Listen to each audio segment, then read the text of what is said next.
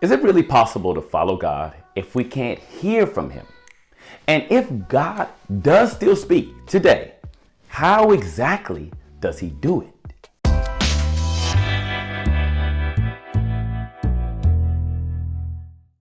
In this third video of our series on hearing from God, we're going to be looking at one of the most practical ways by which God still speaks today. And that's through godly counsel. Now, if you haven't yet seen the first two videos, I want to encourage you to check those out now. One of them speaks about hearing from God through our conscience, and the other one speaks about hearing from God through the words of Jesus. You should be able to find a link for one of those videos on the screen now. Now, let's look at another way. Counsel. Now, counsel is similar to advice. You can take it or you can leave it. Unlike Jesus, who was perfect, counsel from people, and that even includes apostles like Paul and Peter, counsel is not infallible. I mean, even the apostle Paul himself would sometimes say, I'm giving you this advice, but not the Lord. And that's significant. Godly counsel can be wise and spirit-filled, but it can also be flawed and sometimes simply wrong. Still, ignoring counsel altogether is dangerous. Jesus didn't answer every possible question in the Gospels. He even said there were some things that he wanted to tell his followers, but they were not yet ready to hear it. That seems to be why he appointed apostles to feed his sheep. Their letters show evidence of inspiration and wisdom, and the Bible itself tells us that all true scripture should build us up and point us towards God.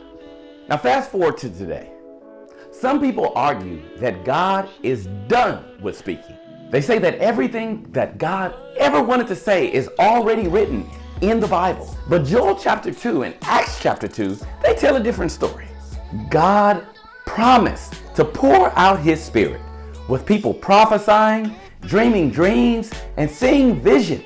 That tells us that God still speaks. Not perfectly, like through Jesus, but effectively nonetheless through His Spirit working in people. So when a godly person gives you advice, don't just treat it as law, but don't just dismiss it either. Pray about it. Weigh it up against the words of Jesus. If it contradicts those words, reject that counsel. But if it aligns with Scripture, and if it comes from someone who is living faithfully, it may just be God's way of guiding you. And remember 1 Kings 12. Bad counsel does exist.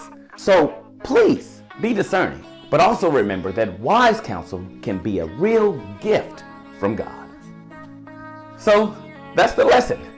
God still speaks. And one of the ways He does so is through counsel. If we're willing to let go of our own will and listen, even when it's uncomfortable and even when it's something we don't want to hear, we'll be that much closer to finding God's will for our lives. So that's it. If this video helped you, please hit the like button. Please share it with someone else. Subscribe, and thank you for watching. God bless you.